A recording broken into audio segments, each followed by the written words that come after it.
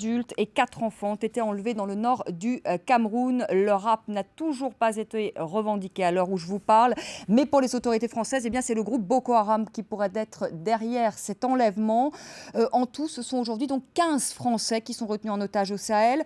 François Hollande s'est exprimé aujourd'hui depuis Athènes, où il est en visite. Pour le président français, l'intervention militaire au Mali ne menace pas plus aujourd'hui qu'hier les intérêts français. On écoute le chef de l'État français et on en parle avec nos invités. Nos intérêts sont forcément menacés par le terrorisme. C'était vrai avant l'intervention au Mali, c'est vrai pendant l'intervention, et ça sera même vrai après l'intervention. Donc nous devons faire preuve de grande prudence et protéger nos ressortissants, ce que nous faisons. Jean-Luc Bruguière, est-ce qu'il faut faire le lien entre cet enlèvement et notre intervention militaire au Mali ? Je crois que c'est très difficile de faire le lien. Il y a un contexte général.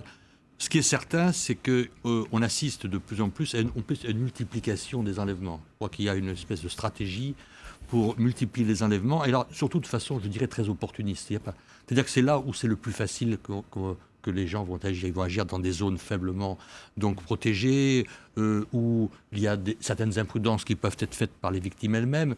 Donc c'est l'opportunisme qui joue. Mais il est certain qu'il y a un double intérêt. Un intérêt financier évident, puisque on sait qu'il peut y avoir des rançons, et d'autre part, c'est une stratégie, je veux dire, c'est une arme. Ils savent bien qu'ils vont peser et que les opinions publiques, je crois, la communication est un élément fondamental de tous ces groupes islamistes. Ils ont des forums, ils ont des sites de production, comme vous le savez, comme l'ACMI, et que donc aujourd'hui, le problème de la communication est un élément extraordinairement important dans la propagation de la terreur et dans la stratégie de ces groupes.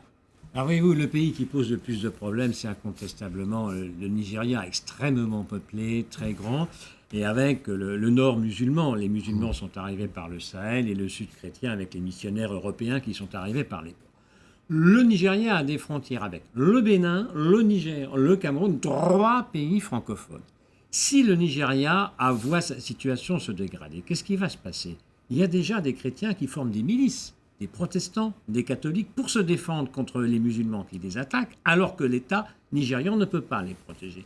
Le risque de cette radicalisation, ce serait une coupure du Nigeria en deux, un peu comme au Mali ça s'est produit.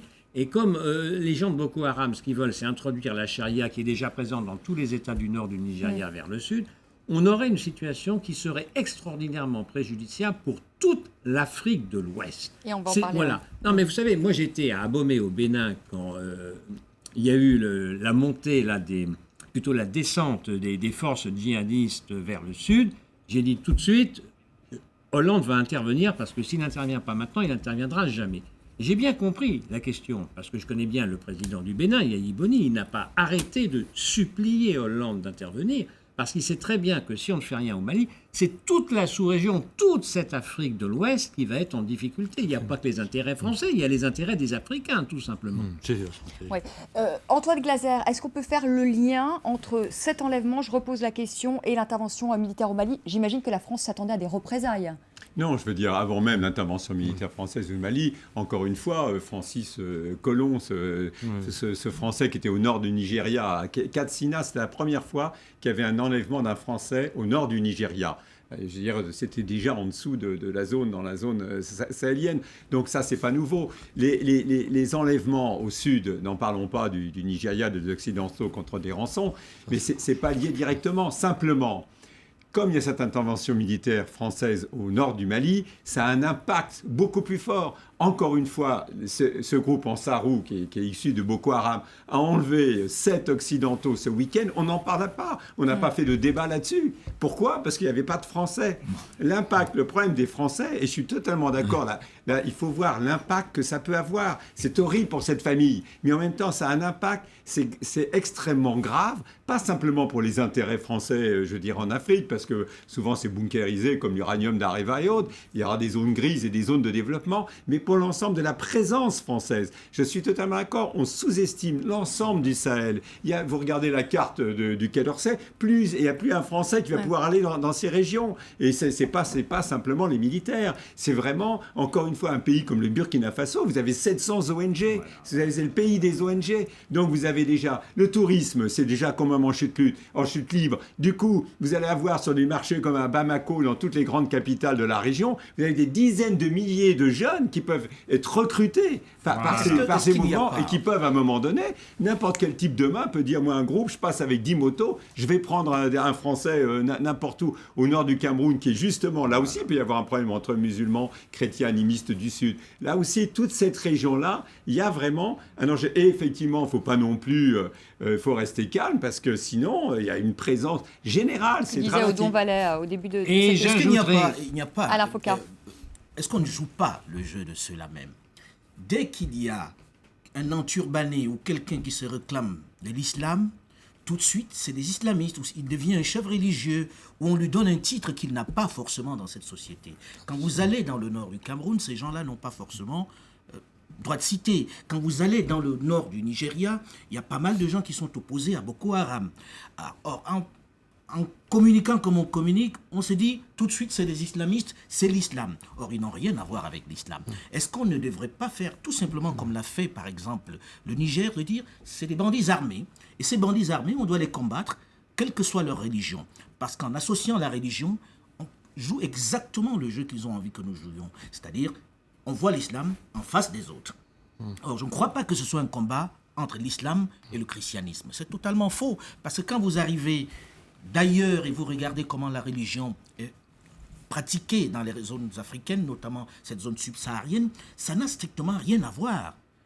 Mais strictement rien à voir avec ce que l'on voit arriver. Bien sûr, il y a ces Mais comment fondamentalistes... cette montée de cet extrémisme religieux Mais c'est qu'ils utilisent l'islam. Mais en réalité, est-ce qu'ils sont intégrés dans la communauté musulmane?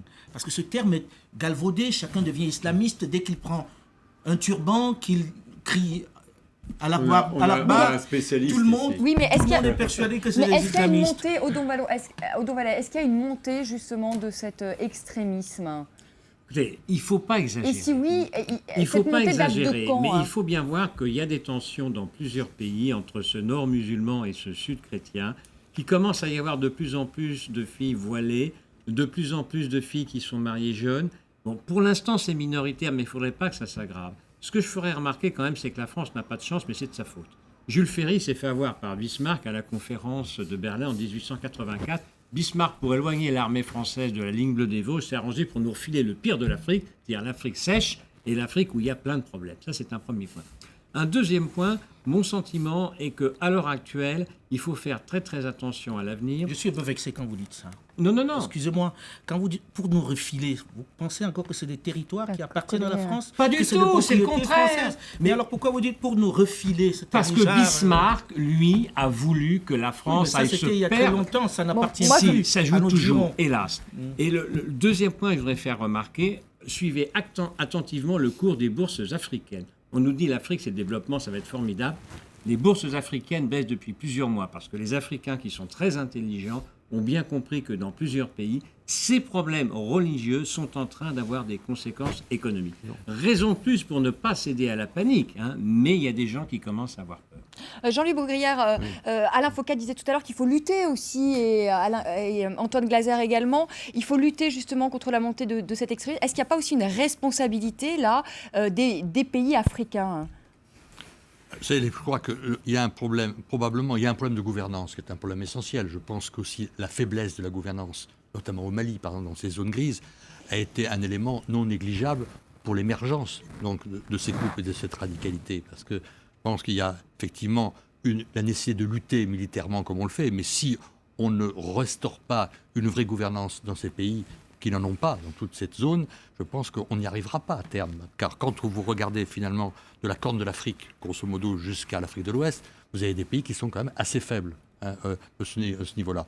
Donc il est certain que tous ces groupes islamistes, y compris en France ou en Europe, jouent précisément sur ces problèmes de pauvreté. Mais est-ce qu'il ne devrait pas y avoir une plus grande coordination entre ces pays-là? Non, mais la coordination, ça c'est le sujet sans doute d'une autre émission. Oui, la c'est coordination. bien évident qu'il n'aurait jamais dû y avoir une intervention militaire française au Mali si les pays voisins étaient intervenus, s'il n'y avait pas de problème entre l'Algérie et le Maroc, si la Mauritanie avait pu intervenir. Je veux dire, Si c'est le vrai président ATT avait peut-être aussi fait... Si l'Union africaine avait beaucoup plus finalement d'impact, si l'ensemble de la communauté d'Afrique de l'Ouest est capable d'intervenir, finalement les seuls réellement sur le terrain avec l'armée française, ce sont les militaires tchadiens, mais les 1800 tchadiens parce qu'ils sont habitués, ils sont aguerris pour combattre aussi dans cette zone où il faut, pour un type d'Afrique de l'Ouest, il faut 5 litres d'eau, il faut un demi litre d'eau pour n'importe quel tchadien est habitué à combattre dans cette région. Donc c'est vrai, au niveau de la logistique et autres, c'est l'absence de l'Afrique. Bien évidemment, il y a le vrai sujet.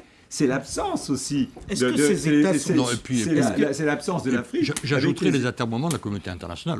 Alors, sans parler de l'Europe, Non, sans parler même de des l'Europe Nations et Unies. la communauté Voilà. aussi. Voilà. Même les Américains, vous avez entendu quand même Barack Obama a dit clairement que maintenant, il y a eu des décennies où l'armée américaine est intervenue en Irak, en Afghanistan. Maintenant, nos fils et nos filles resteront à la maison. Il a dit, et on aidera nos alliés au Mali. Est-ce qu'on n'intervient pas aussi entre... parce que ça nous concerne directement? C'est-à-dire, cette lutte-là n'est pas la lutte de l'Afrique ou d'une région du monde.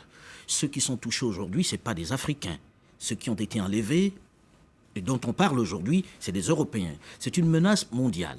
Je pense que là-dessus, il ne peut pas y avoir une responsabilité d'un seul État. Et quand j'écoute par exemple que ATT aurait pu combattre cela avant, peut-être, mais simplement avait-il le moyen de combattre cela? Est-ce qu'il pouvait s'y attaquer tout seul? Et quand on regarde en Afghanistan et dans les autres pays, il a fallu des coalitions pour aller attaquer ces groupes qui sont bien préparés, qui ont une vraie stratégie, qui vont à la conquête, qui font ce qu'ils appellent le djihad, et ils n'ont pas la même valeur de la vie que nous, vous et moi. À partir de ce moment, ceux qui doivent combattre, ce n'est pas un pays, ce n'est pas un gouvernement, c'est l'ensemble des nations. Et celui qui ne se sent pas concerné, ben, il est très rapidement rappelé à l'ordre parce que là, on est à 6000 km de Paris, il y a 7 Français qui ont été enlevés. Donc si la France disait ça ne nous concerne pas, elle est directement concernée. L'intervention au Mali, ça arrange les Maliens comme ça arrange le monde entier. Est-ce que la bagarre ne devrait pas être celle de dire aujourd'hui il y a un ennemi commun, des bandits armés qui utilisent une religion pour des trafics divers? Peut-être qu'on devrait s'y attaquer sans atermoiement, sans tergiversation, qui va faire quoi? Parce que c'est ce qui a permis que le Mali soit envahi. Ce n'est pas simplement parce que ATT a été mauvais, chacun peut juger, mais c'est aussi parce qu'on a permis que cela arrive. Ils sont arrivés de Libye, ils sont arrivés d'Algérie, ils sont arrivés de beaucoup d'endroits. Et quand vous voyagez dans cette région, vous rencontrez des prêcheurs pakistanais, ils n'étaient pas là avant. Vous rencontrez des prêcheurs afghans, ils n'étaient pas là avant. Ils ont quitté une région où il y avait une guerre pour aller s'installer là où ils étaient tranquilles. Est-ce qu'on n'a pas vu ça? Est-ce que tous ces drones qui se baladent n'ont pas vu ces gens s'installer dans cette région? Donc vous pensez qu'il y a aussi une responsabilité du monde Total. occidental, si je vous entends bien. Complètement. C'est aujourd'hui toute la région qui est menacée par les islamistes. On écoute tout de suite le chef de l'État français, François Hollande. Il y a un danger terroriste dans une grande partie de l'Afrique de l'Ouest jusqu'au Cameroun. Il y a des actes de piraterie depuis longtemps dans cette partie-là de la côte africaine. Il y a au Cameroun maintenant, notamment à la frontière du Nigeria, des groupes qui viennent atteindre un certain nombre d'intérêts occidentaux, européens et même africains. Et donc la lutte contre le terrorisme, ce n'est pas simplement le Mali, c'est l'ensemble de l'Afrique de l'Ouest. Et la responsabilité de la communauté internationale, c'est de combattre ce terrorisme. Nous prenons notre part au Mali. C'est partout qu'il convient d'aider les Africains à se débarrasser de ces groupes terroristes. Antoine Glaser, ça date de quand? Je posais tout à l'heure la question à Odon Vallet, cette montée justement du terrorisme, parce qu'on en parle depuis quoi? 4, 5 ans, 6 ans? Avant, on n'en parlait pas. Non, mais c'est bien, au niveau de la géostratégie, c'est très délimité. Il y avait le terrorisme d'abord dans un pays comme l'Algérie, pendant quand même, il y a eu 10 ans, 92, 2002. Et c'est vrai qu'en fait, les terroristes combattus en Algérie sont descendus dans les pays du Sahel et ont trouvé un sanctuaire au nord du Mali. Boko Haram, ça fait quand même plus de 20 ans. Je veux dire, c'est pas nouveau, mais c'était pas un djihadiste. Enfin, moi, je suis pas un spécialiste du djihad et de l'islam, mais c'était pas international. Il se revendiquait pas de Ben Laden, des talibans d'Afghanistan. Alors, qu'est-ce qui s'est passé? Eh ben, simplement, c'est une sorte de mutation et ça a un impact au niveau média. C'est aussi la médiatisation, c'est beaucoup plus fort. Regardez, c'est très habile quelque part d'attaquer, d'enlever uniquement des Français, parce que le reste de la communauté internationale, on enlève des Français, c'est le précaré français, personne n'intervient, on a l'impression c'est anachronique, qu'on est dans les années 50 et 60, chacun dans le précaré. Si on enlève un Anglais au Sierra Leone, c'est l'affaire des Anglais en Sierra Leone. Et le Nigeria, ils sont allés au Cameroun, mais normalement le Nigeria, vous pensez qu'on se préoccupe beaucoup du Nigeria ici en France? Je veux dire, jusqu'à personne ne s'occupe du Nigeria, qui sera en 2050 le 3e pays du monde. Ça veut dire qu'il y aura plus de Nigérians que d'Américains. Voilà. Donc là, c'est une erreur aussi, responsabilité aussi des pays occidentaux, ce que disait Alain Foucault tout à l'heure. Mais qui ne travaillent pas ensemble, il n'y a pas un seul Européen. Tout le monde donne des trucs, mais il n'y a pas Si du vous tout. voulez un bon barème. Je vous donne la parole, mais on est en direct avec Hélène Conway-Mouret. Bonsoir, merci madame d'être avec nous. Vous êtes la ministre des Français de l'étranger. Tout d'abord, première question ce soir. Est-ce que vous pouvez nous confirmer que les 7 otages français sont ce soir au Nigeria ? Alors, je ne peux pas vous confirmer qu'ils sont au Nigeria. Je vous confirme qu'en effet, nous avons 3 adultes et 4 enfants qui ont été kidnappés ce matin au Nord Cameroun. Et est-ce que vous pouvez nous confirmer ce soir que c'est la secte islamiste Boko Haram ou est-ce que ça reste toujours des soupçons à l'heure où nous parlons ? Écoutez, nous continuons à procéder à des vérifications parce que il ne faut pas, bien sûr, faire de déclarations qui ensuite devraient être démenties. Donc, je n'ai pas, si vous voulez, confirmation de cette information-là. Donc, je ne voudrais pas vous la confirmer. Donc, ce soir, vous ne pouvez pas nous dire non plus où se trouvent ces 7 Français, s'ils sont toujours sur le territoire camerounais ou nigérian, si je vous comprends bien. Non, nous aimerions bien savoir où ils sont et bien évidemment pour pouvoir les récupérer très vite. Hélène Conway-Mouret, Odon Vallet le disait tout à l'heure sur le plateau, il ne faut pas que les expatriés partent parce que ces pays, que ce soit le Cameroun, que ce soit le Nigeria, le Burkina Faso, tous les pays de cette zone-là ont besoin aussi des expatriés. Qu'est-ce que vous dites ce soir aux expatriés qui ont peut-être peur, aux Français qui sont au Cameroun ou d'autres qui sont au Nigeria ou dans toute cette zone sahélo-saharienne? Qu'est-ce que vous leur dites ce soir à ces Français? Alors, écoutez, je vais dire la même chose, à savoir qu'il ne faut pas partir, il ne faut pas succomber à la peur. Nous avons affaire à des terroristes, des gens qui frappent à tout moment, n'importe où et n'importe qui. Donc, il faut faire preuve d'une extrême vigilance, peut-être être beaucoup plus prudent que d'habitude, prendre des mesures de prudence personnelle que l'on s'impose. Mais il faut certainement ne pas succomber à la tentation de partir dans le premier avion. En effet, cette partie de l'Afrique, comme d'ailleurs les autres parties du monde, ont besoin de nos Français. Le papa était un cadre expatrié, c'était des résidents. Et donc, je dirais, comme je l'ai dit à tous nos Français, et je reviens du Mali et du Niger, d'être très prudents, mais de traverser cette crise et de continuer à vivre aussi normalement que possible avec des mesures de sécurité bien sûr imposées. Est-ce que la France va mettre en place des mesures de sécurité particulières? Je pense notamment au Cameroun. Alors écoutez, nous l'avons déjà fait dans un grand nombre de pays, à savoir que nous avons sécurisé les emprises françaises, notamment les établissements scolaires. Après cela, c'est aux individus, aux personnes de prendre des mesures qui... C'est quoi, Madame Conway-Mouret? C'est quoi prendre des mesures de prudence personnelle? C'est quoi?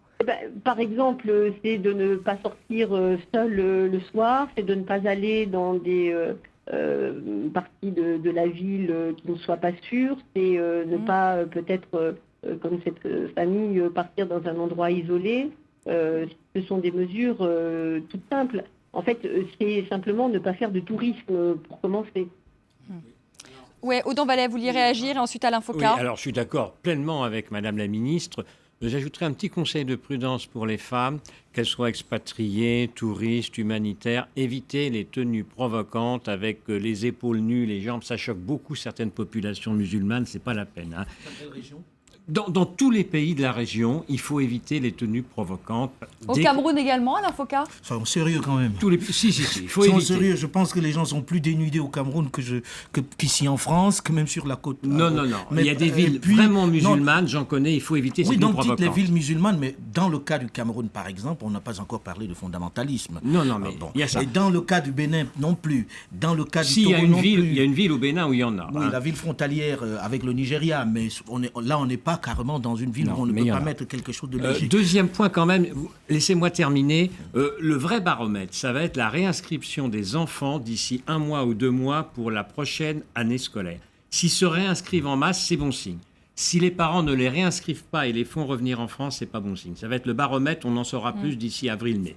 Merci Hélène Conway-Mouret d'avoir été avec nous en direct sur France 24. Ministre, Je vous en prie. merci ministre. Bonne soirée à vous. Bonne soirée, ministre des Français à l'étranger. Je vous rappelle, on parle de ces 7 otages ce soir qui ont été enlevés, mais il y en a 8 autres, toujours dans cette région du Sahel. En tout, donc 15 Français qui sont pris en otage. Jean-Louis Bruguière, je vois justement que l'on revienne sur les otages. Est-ce que vous pouvez nous dire comment ils sont traités par ces groupes terroristes? Je vous pose d'autant plus la question parce que je voudrais quand même le rappeler qu'il y a quand même 4 enfants qui sont ce soir aux mains des ravisseurs et des enfants qui ont moins de 12 ans. C'est ce que nous disait Sarah Sacco tout à l'heure.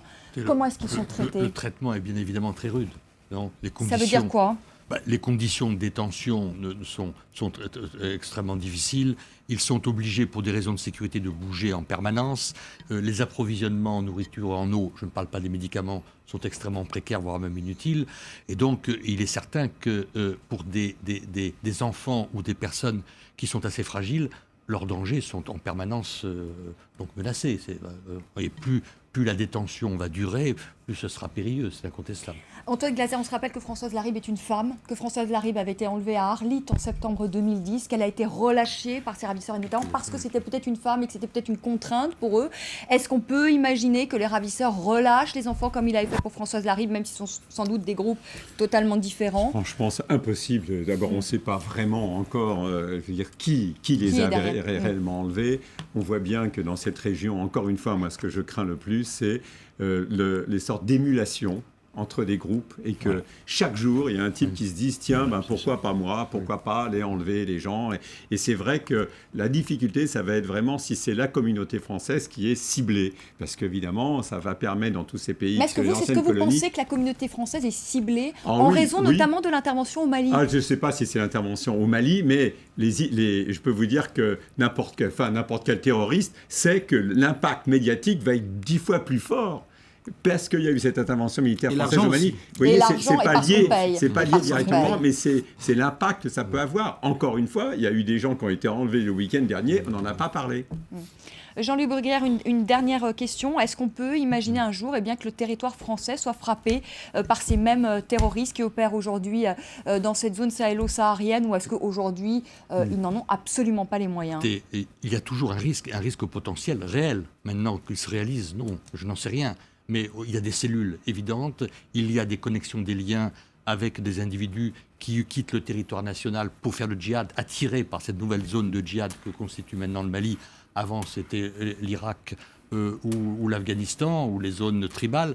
Donc, il est certain qu'il y a aussi, par cette médiatisation, une capacité forte d'autoradicalisation d'individus qui vont le faire par Internet ou uniquement qui vont être incités à agir. Je pense que la menace potentielle est réelle, mais on fait preuve là-dessus des grandes vigilances, et surtout nos services de renseignement sont très mobilisés. Voilà, on arrive au terme de cette édition spéciale. Je vous rappelle donc la principale information de la soirée, c'est donc 7 Français, 3 adultes et 4 enfants qui ont été enlevés dans le nord du Cameroun. Et selon la correspondante de RFI pour France 24, Sarah Sacco, les otages seraient, il faut évidemment rester prudent ce soir au Nigeria. Nous reviendrons évidemment tout au long de la soirée donc sur cette prise d'otages. Merci à vous de nous avoir suivis. Merci à vous d'être venus sur le plateau de France 24. Je vous retrouve demain 19h10 pour un nouveau débat. Tout de suite, le journal de 20h avec Raphaël Kahn. Très belle soirée, à demain.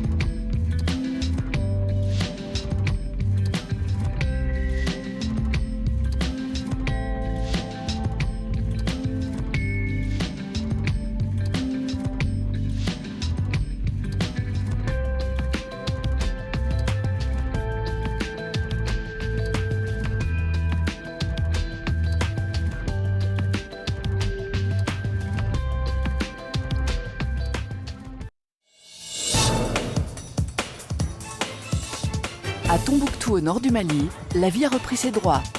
Occupée pendant 9 mois par des groupes djihadistes, la ville a été reprise le 28 janvier par les forces franco-maliennes. Avec le départ des islamistes, les habitants goûtent à nouveau à la liberté. Mais ce calme durera-t-il? L'ombre de représailles contre les Touaregs et les Arabes plane. Reporter, jeudi à 21h45, heure de Paris, sur France 24.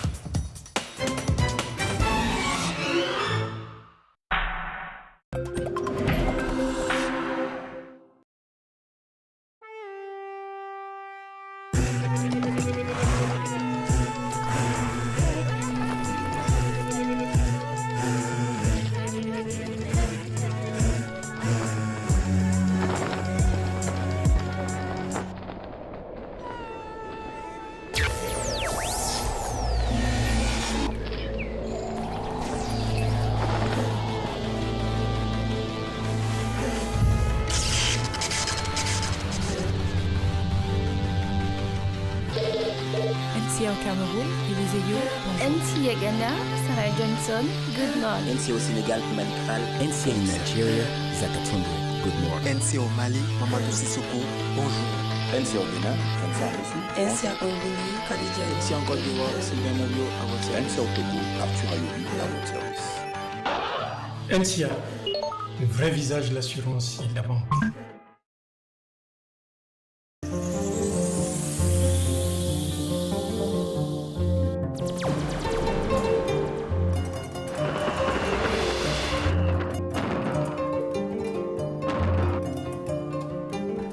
Troisième édition du FESPACO, Festival panafricain du cinéma et de la télévision de Ouagadougou.